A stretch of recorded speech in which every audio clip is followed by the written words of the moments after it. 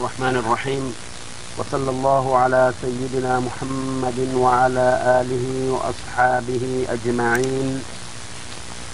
dhaggeeffatoota keenya akkam jirtan eegannagaa isin gaafadhe shariixa kana keessatti yookaa kaasaa kana keessatti kitaaba ibsaa islaamaa je'amuun isinii sajjala yookaa diba yookaa waraaba. kitaabni kun faslii 5 irraa walitti qabama. فصلي درات ننجل قبا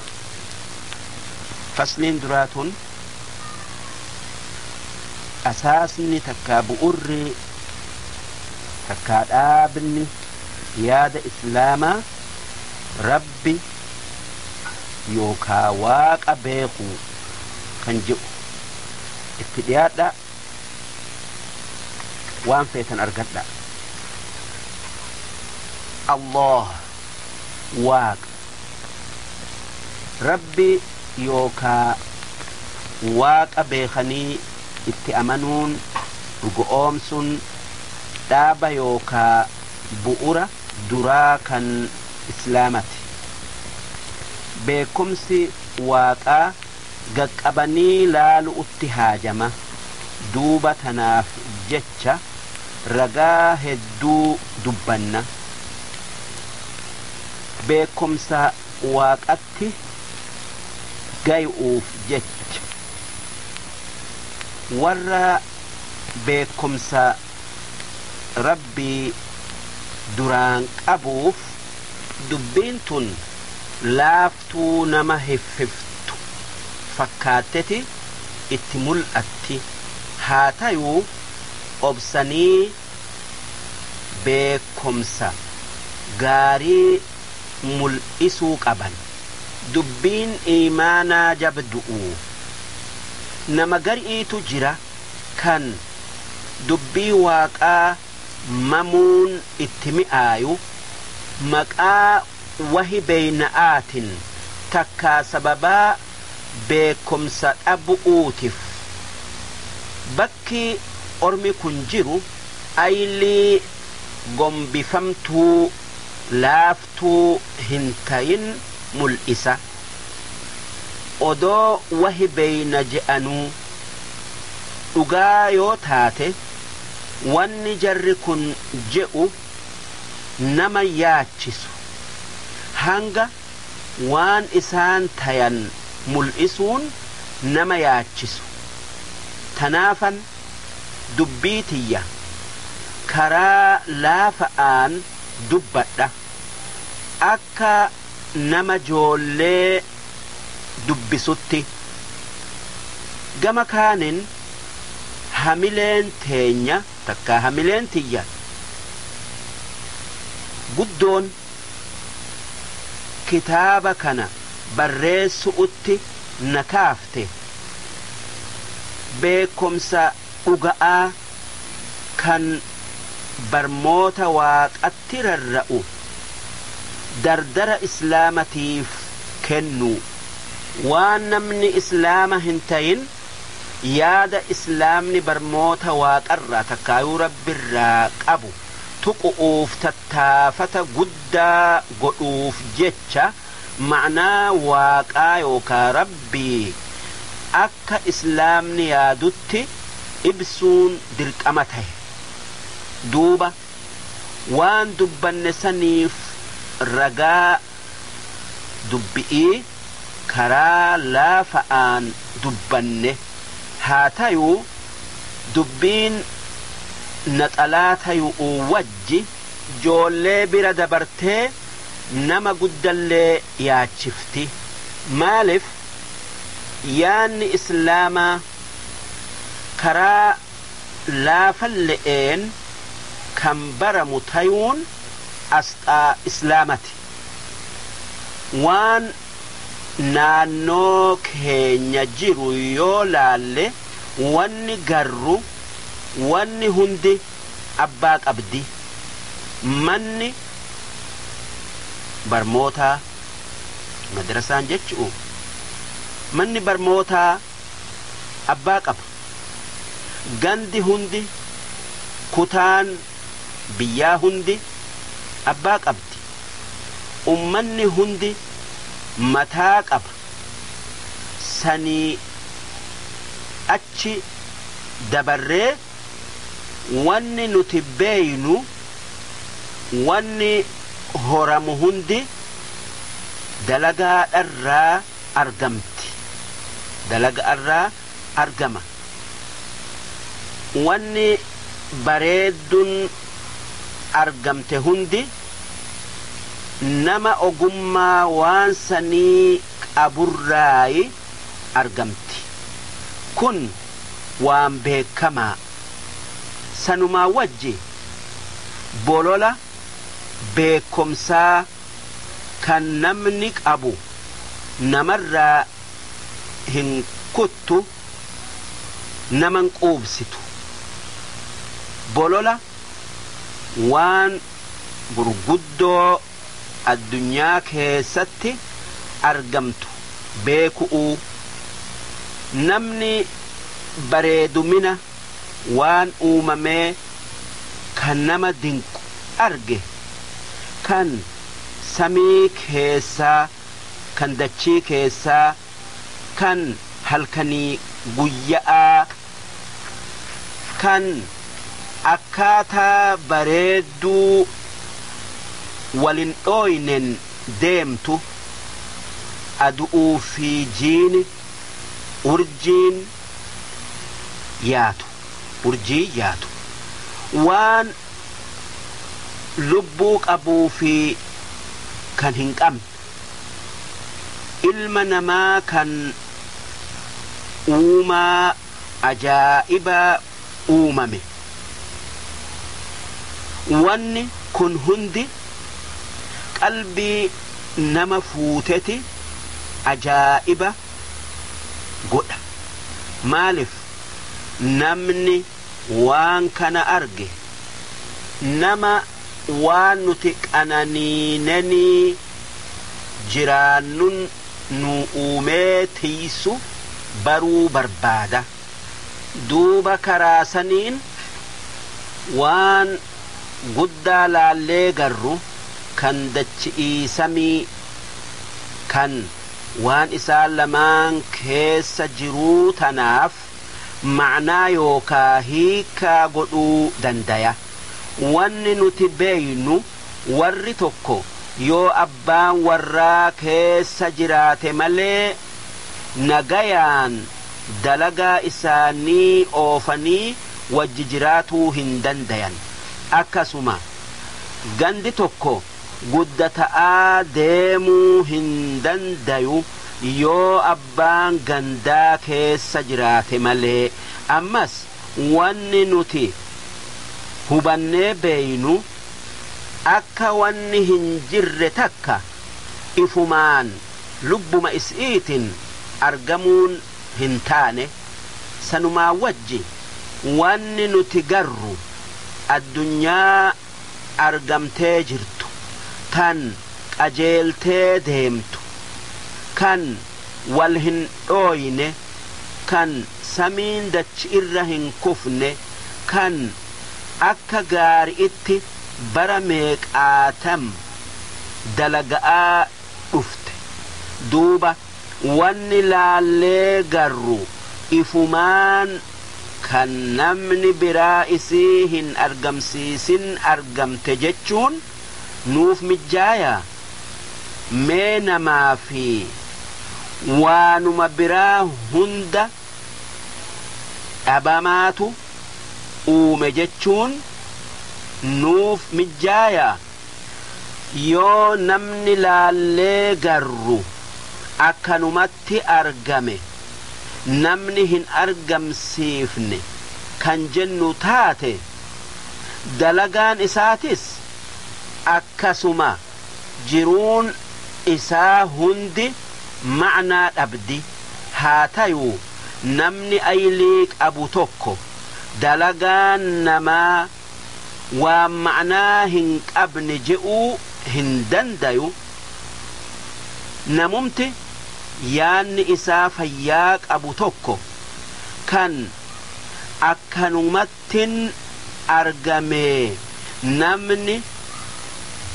naquban qabu ifiin je'u hin jiru. namni aylii qabu hundi hanga dandayutti jiruu isaa tolchuu barbaada. tooftaa irratti deemu kan jaalatu lafa kaayatee ummanni hundi mangistiin hundi sagantaa irratti deemanii dalagan kaayatan. qopheen gaarin waan gaarii kenniti. dhugaan dubbiidhaa namni waa imaammatu'uuf tattaafata kan waan imaammata gaarii san filateef himuu dandayu. sanii wajji namni waan uumame guddaa laallee garru kanarraa waa xiqqo. duuba yoo namni kan faayidaa saganta'aa yookaa imaammatu'uu kan beeku taate yaanni isaati fi jiruun isaatis sagantaa yookaa taligaa imaammatamerratti kaayamuun ni barbaadama. kun wanni nu garsiisu akka argama keenya kana duuba namni dalagaa oofu kan fedhii isaatin kana dursee kana booda'aansu jiru akka namni beekan waan uumame dhabamarraa argamatti fide jiru kan waan hunda akka karaa miidhaga'aan dalaydu godhe kan namni tokkolleen wanni sun taligaa malee kaayamte je'uu hin dandeenye. duuba kanarratti deemnee wanni yaannu akka humniti guddoon aalama waan laallee garru kana argamsiifte kan karaadharraa bayuu dhoowwitu kan karaadharraa bayuu dhoowwitee tiisitu jirtu. akkasuma waan bareedaa laallee garru namni bareeche ogeessi jiraatun waan irraa hafiinsi hin jirre kan waa hunda waan isi'iin malu kan jiruu addunyaa keessatti itti fayyadaman uumeef humniti isaa humna hundarra guddoo. inni ogeessa hundarra ogeessaa guddaa. warri amane kan dhuga'aa warri ayliin isaa ifte humna guddoo waa uumtu san ni beeka. wanni isaan humna saniin je'an Allah yookaa waaqa. isaan rabbi je'an waan inni baasee addunyaa tana uumeef kan waan hunda waan jiraatun waan qanani'uun kennuuf. inni waa hunda uume namaa miti. namni if uumuu hin dandayu takka nama biraa tolchuu hin dandayu. ammallee rabbiin mukaa miti bineensallee miti. inni sanama yookaa taabotaa miti inni suura'aa miti maalif wanni dubbanne sun hundi lubbuu ifii uumuu hin dandeessu waan biraatis uumuu hin dandeessu rabbiin yookaa waaqni meeshaa yookaa mi'a dalaga'aatii miti adu'uu miti ji'aa miti ammallee urjii biraatii miti wanni tun hundinuu waan yookaa akkaataa irratti deemtu qabdi tan irraa bayuu hin dandeenye mataan isi'iituu uumamtu'u nama biraatitu isii uume waaqni yookaa rabbiin waan dubbanne kana hundaan adda isaan hin fakkaatu maalif inni kan waan kana hunda uume kan isii eegu kan waan isiin itti haajamtu hunda kennuuf namni waa uumu waan uumameen adda tayuu qaba ammallee waan uumu sanii ol tayuu qaba wanni nuti yaannu wanni takkalleen lubbuu ifiitin dhabamarraa hin argamne aalamni guddaan akkatti nama dinqu yookaa nama ajaa'ibu lubbuu ifii hin uumne jirjiiramni addunyaa tana keessatti argama'aa deemu kun akka isiin uumamtuu taate ragaa taya wanni dalagame marti nama isii dalage qabaatu irraa hafiinsi hin jiru wama ta'ee haa tayu inni aalama uume kan jiraachisu kan waan uume hunda razaqu guddaa tokkicha inni kan Allah yookaa rabbi yookaa waaqa je'amuun beekamu inni kan waa hundaa oliiti kitaabni rabbii qur'aanni akki ji'u rabbiin isa halkan isinii uume akka isa keessatti harabaafattaniif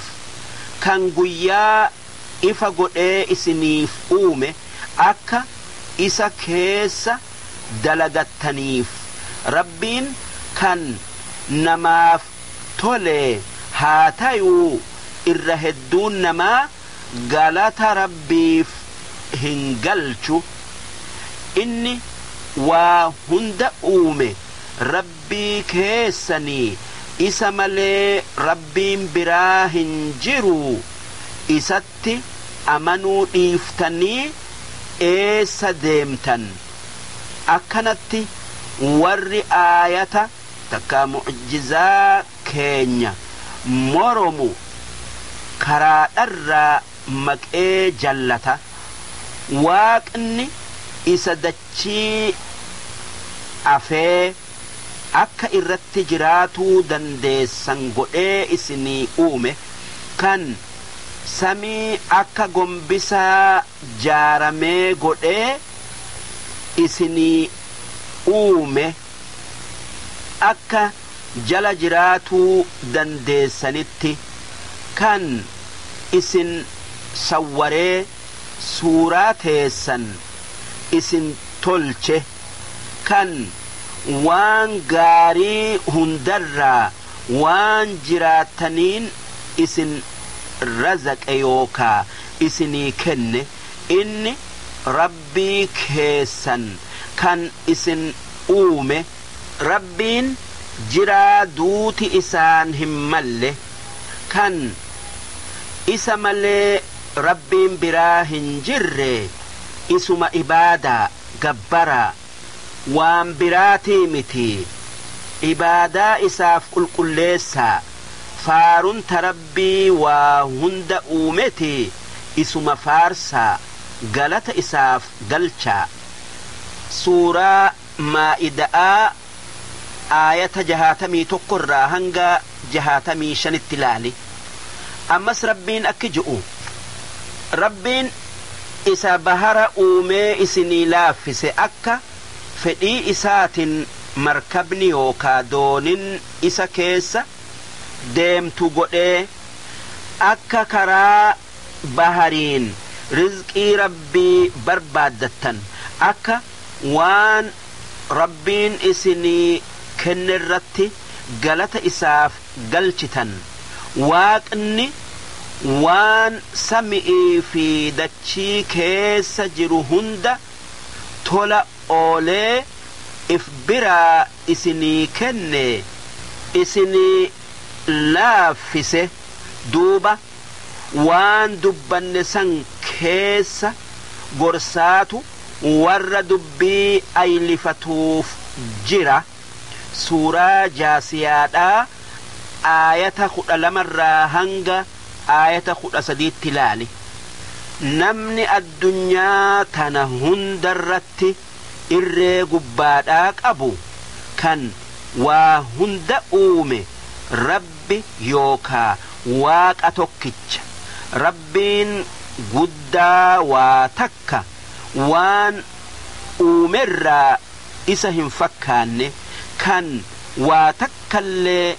waan uumerraa hin fakkaanne wanni waaqa beekaniin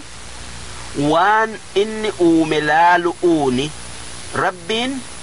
ka yeroo hunda jiru kan duuti isattin dhaqqabne kan humniti isaa bakka addunyaa tanarra jirtu hunda keessatti dalaydu tanaaf jecha rabbiin ni jiraa yaadun nama hundarratti dirqama wanni addunyaa tana keessa jiru hundi akka rabbiin jiru himti rabbii tokkichatti amanuun waan addunyaa tana keessatti namarraa dhokateef hiikaa namaaf kenna karaan beekomsaa kan irra fayyaa qabu beekomsi rabbii kan dhuga'a kan argaa qalbi'iiti karaa haala gaarii kan fayyaa qabu kan shakki'ii mal'etti milkii addunyaa aakhiraatti nama qajeelchu namni eega waaqni ni jiraa beekee wanni baruun isarra jiru takka isarratti jiru sifa isaati fi maqaa isaati wanni jilma'atti yookaa waliigalatti sifa rabbirraa baruun dirqama wanni guutuu ta'e hundi tan rabbiiti wanni ir'uu ta'e hundi takkaayuu marti waan rabbiin hin mallee yaadu ammoo wanni adda babaasanii baruun dirqama waan as deemu kana beeku tokkoffaan waaqni tokko qofa kan shariika yookaa hiriyaa yookaa fakkaataa hin qabne kan ilmoo hin qabne kan dhalle kan dhalamin inni kan namni hundi itti haajamu inni kan guyyaa keessaa hin argamini kan jalqabaa fi dhuma hin qabne kan waa takka keessattillee wanni isa fakkaatu yookaa itti qixxaatu hin jirre suuratul ikhlaas laali. lammaffaan rabbiin kan rahmata namaa godhu, kan namaa nayu, kan nama qajeelchu, kan nama tiisu, kan garaan yookaa qixxumma'aan dalagu, kan dalagaan isaa akka malee hin taane, kan waan isaan hin malle hundarraa guddate, kan waan hunda baasee odoo wahirratti hin laallatin uume, kan nama tooyatu, kan nama quba qabu, inni kan duraatii wanni isa dura jiru hin jirtu, inni kan boodatii wanni isa booda hafu hin jiru, kan waa hunda quba qabu yookaa beeku, kan argu, kan dhagayu, kan dalagaa namaa hunda argu, kan waan isaan hin malle hundarraa guddate, dandayaa jabaa. suuraa hadiidaa aayata tokkorraa hanga aayata 6tti, suuraa hashrii aayata 22 hanga 24tti ilaali. sadaffaa waaqni kan nama jaalatu, kan waa razaqu, arjaa nama qananiisu, kan waa hundarraa dureessaa, kan namaaf nayu, kan namaaf araaramu, kan obsa qabu, kan galata namaa galchu, tokkicha nama eegu, kan hikmaa qabu, kan nagaya namaa kennu. suuraa aali imraan aayata 21, suuraa huud aayata 6, suuraa faaxir aayata 15, suuraa xalaaqaa aayata 2 hanga 3tti laali. sifaa fi maqootin qur'aana keessatti bakka adda addaa hedduu keessatti dubbatamte. nuti hundi qananii rabbii keessa jirra, isa kan waan uumeef rahmata godhu, odoo waan rabbiin nuun qananiise baruu feene lakkooynee hin fin'u, waan isiin likkii hin qabneef jecha. suuraa ibraahiim aayata 32 hanga aayata 34tti, suuraa nahlii aayata 10 hanga aayata 18tti laali. rabbiin guddaa waa hundaa oliiti, haa tayuu warra isa sodaatu, kan aylii qabutti dhiyoo, du'aa'ii isaanii hadhaa isaanii ni qeebalaaf, isaan gargaara. inni nama isa jaalatu jaalata, cubbuu isaanii ni dhiisaf, nagayaa fi milkii kennaaf, beekomsa jiru'uu ammallee tika kennaaf. inni nama isaa wajji nagaya barbaadu takkaa nagaya tayuu fedhu ni dhiyeessa, ifirraa hin ari'u. rabbiin akka itti qajeelan nama barsiisa. rabbiin waan gaari'itti malee waan hamtu'utti nama hin ajaju. rabbiin kan karaa namni hin beeynen rahmata namaa godhu, kan if nama jaalachiisu, qananii namaa kennee hulaan isaa nama isatti dheeyse hundaaf banaa. suuraa baqara'aa aayata 86 suuraa qaaf aayata 16 laali. jaalalti rabbiin waan uume jaalatu waan namni hangana je'uu hin dandeenye. nuti waan inni nu badhaase hangana jennee lakkaayuu hin dandeenyu. isa kan nu uumee nu tooyatu dhalootarraa qabee inumaa odoo nun uumin duras rabbiin suuraa gaari irratti nu uumee humna wahiin beeynu tan nuti itti haajamnu hunda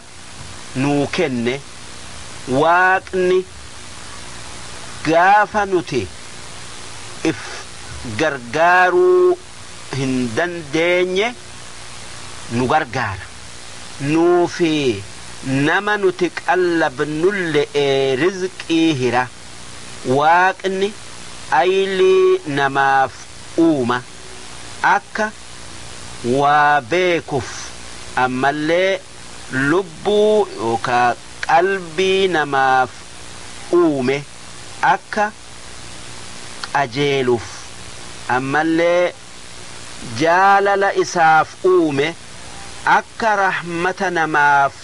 godhuuf. rabbiin kan rahmata namaaf godhu tanaaf suuraa gaari irratti nu uumee adu'uu fi ji'a nuu laaffisee biyyee bahara dachii nuu laaffisee samii waan mayru waan lubbuu qabu hunda nuu laaffise. waaqni kan waan kanaa fi kan birallee uume akka nu fayyaduuf takkaa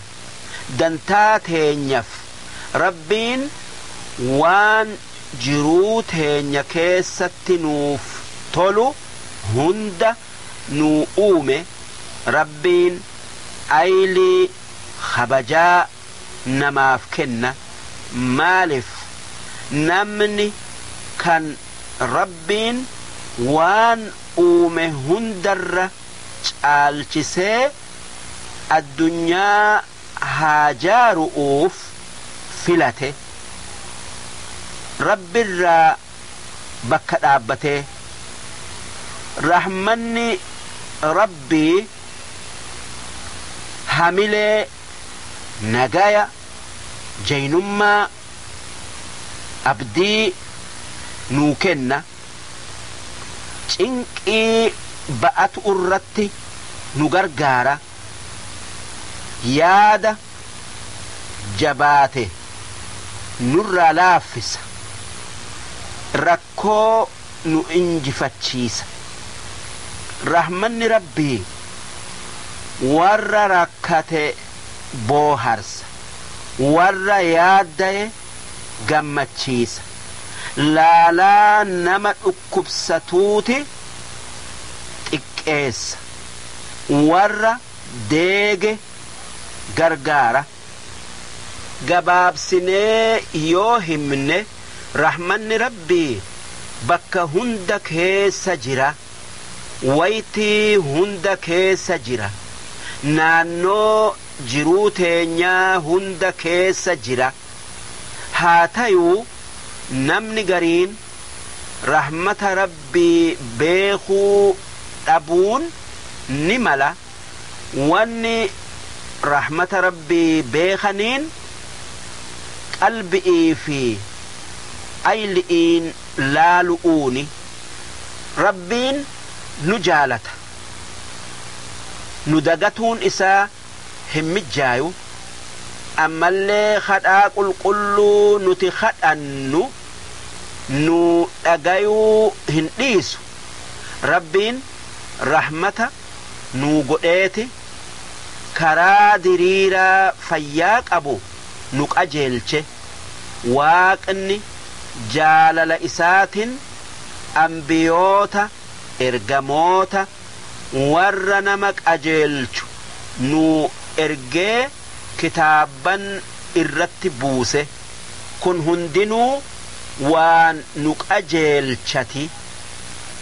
ergamaan rabbii kan irraa booda nabi muhammadi nageenyi isarratti haa jiraatu kitaabni rabbiin isarratti buuse kan hanga guyyaa qiyaama'atti tiifamu qur'aana nuti taariikha nabi muhammad ni baranna nageenyi isarratti haa jiraatu waan qur'aanni nu barsiiserraa waan as deemu kana rabbiin kan dilii namaaf araaramu namni tokko yoo ka'ee cubbuu yookaa dilii dalage heera rabbii cabsee waan rabbi jibbisiisu dalage kabajaa ifirraa fuudhe haa tayuu yoo balleessa irraa deebi'ee waan dalagerratti sheenaye ittin deebi'uu murate rabbiin isa qeebala isaaf araarama odoo kufri irraa deebi'ullee taate waan tawbatee kufrii dhiisee dhuga'aan amaneef rabbiin akki ji'u rabbiin waa isatti qindeessuu namaan araaramu yoo irraa deebi'anii amanan malee ammoo waan san malee jiru abbaa fedheef araarama odoo tawbatullee baate waan iimaana irratti du'een namni rabbiif hiriyaa godhee kafare dhugumaan dilii guddoo dalage suuraa nisaa'iidha aayata 48 keessa laali ammas rabbiin akki jedhe rabbiin waa isatti qindeessuu waan biraa isaa wajji ibaaduu takkaa gabbaruu namaaf hin araaramu rabbiin ilma qaba jaartii qaba jechuu namaaf hin araaramu nama akkas je'eef hin araaramu yoo odoo waan sanirraa hin deebi'in odoo waan sanirra jiru du'e ammoo dilii rabbitti waa qindeessuu hin tayin hunda namaaf araarama namni rabbitti waa qindeessee kafare dhugumaan jallina haqarraa fago'oo jallate suuraa nisaa'iidha aayata 116 laali ammas rabbiin akki nabiin je'e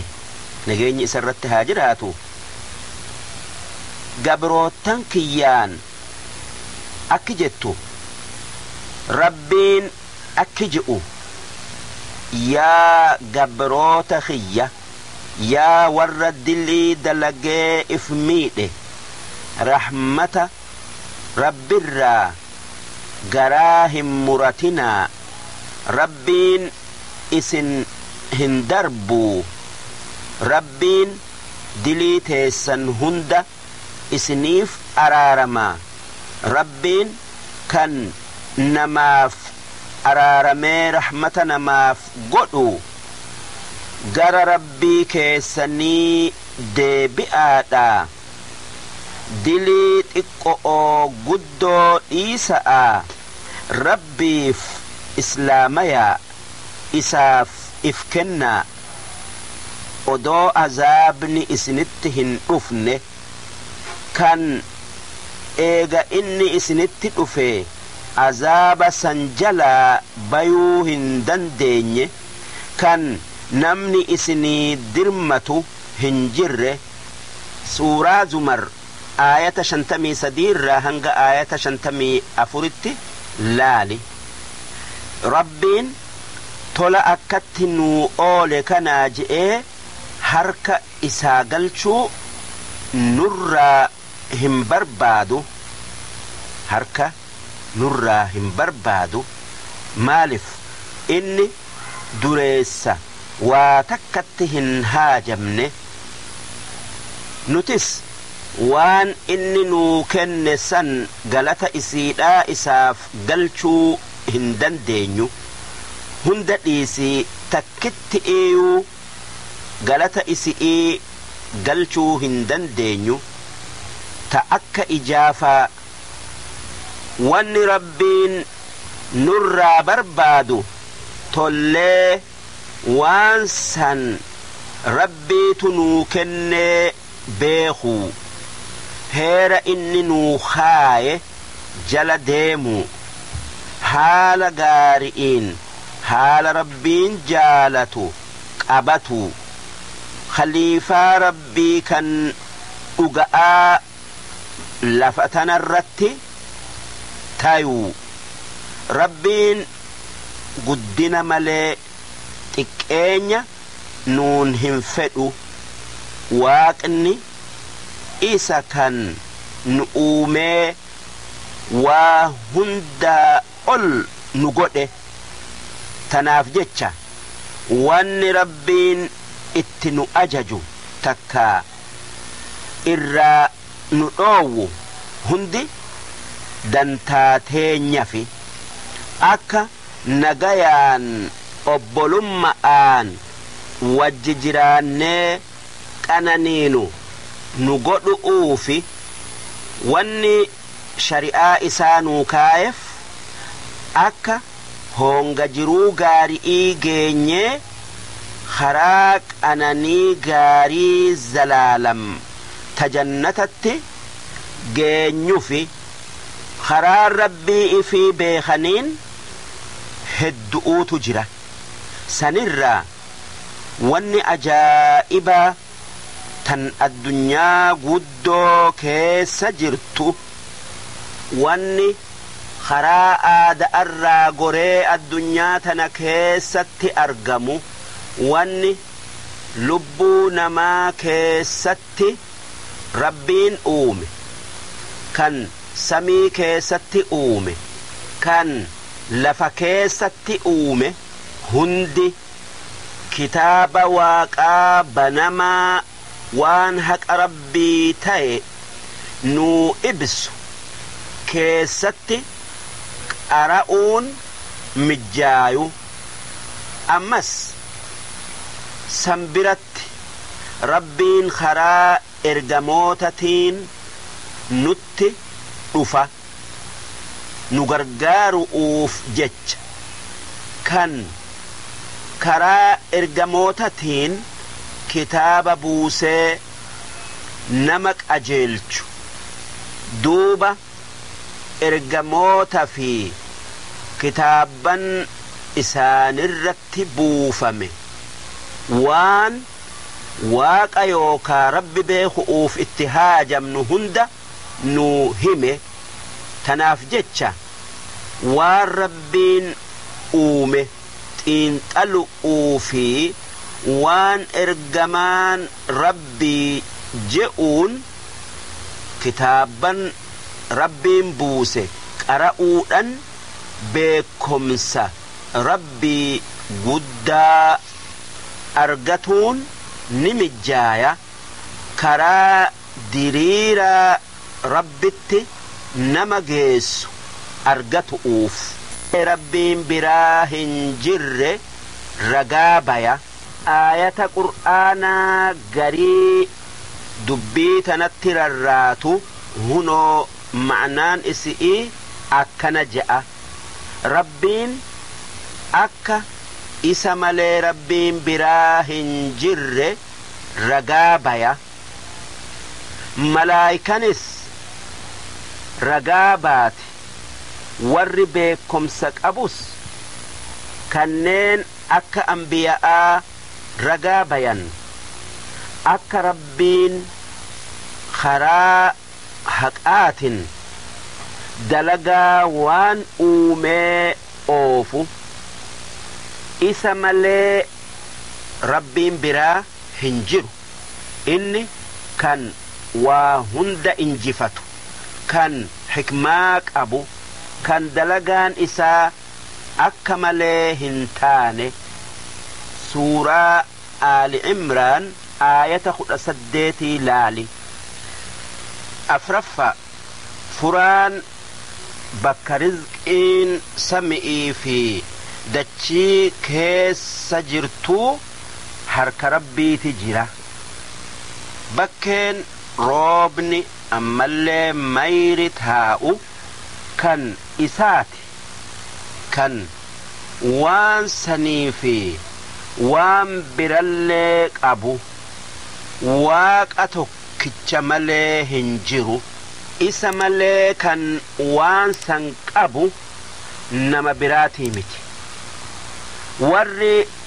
aayata rabbii qur'aana moromu isaan warra khasaarame warra gaaga'ame si isin yaa warra rabbitti kafare waan rabbi hin tayin gabbaru'utti na yaamtanii na ajajjanii yaa warra waan beeyin ji'iin suuraa zumar آية جهاتمي سدير هنگا آية جهاتمي أفور التلالي شنفا واقني إسا كان أوما نما جلقبي أومي كان إيغا أجيسي لمدا جراچسي ديبسي قبري إيكاسو دوبا إيغسي غر ربيتي ديبئن suuraa ruum keessa aayata 11 laali jahaffaa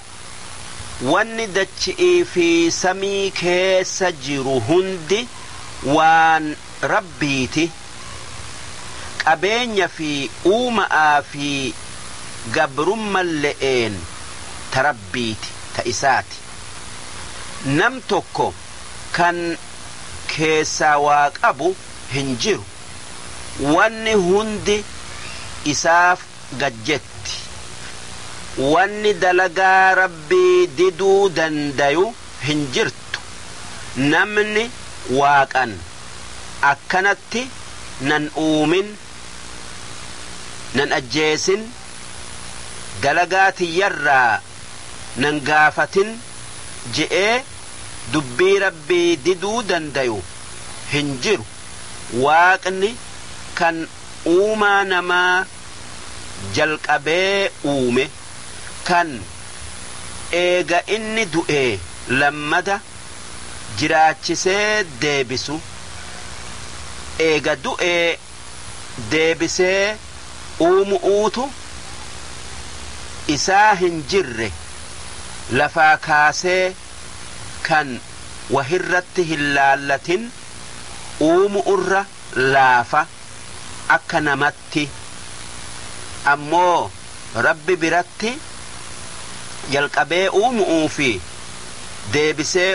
uumun walqixa sifti ol aantun namni biraa isii keessatti isa hin fakkaanne rabbi hin fakkaanne kan ittin dhiyaanne sami'ii fi dachii keessatti tan rabbiiti tan waaqati sifti sun rabbii tokkicha waan guutuu ta'e hundaan beekamee yookaa wassafamee waan ir'uu ta'e hundarraa qulqullaa'e malee rabbiin biraa hin jiru jechuu waaqni yookaa rabbiin jabaa waa takka isa hin injifanne kan waa hunda injifatu kan nam tokko isa dura hin dhaabbanne kan hikmaa qabu kan dalagaan isaa akka malee hin taane kan dalagaan isaa bareeddu wannin dubbadhe kun ma'naa aayata 27 kan suuraa ruumii laali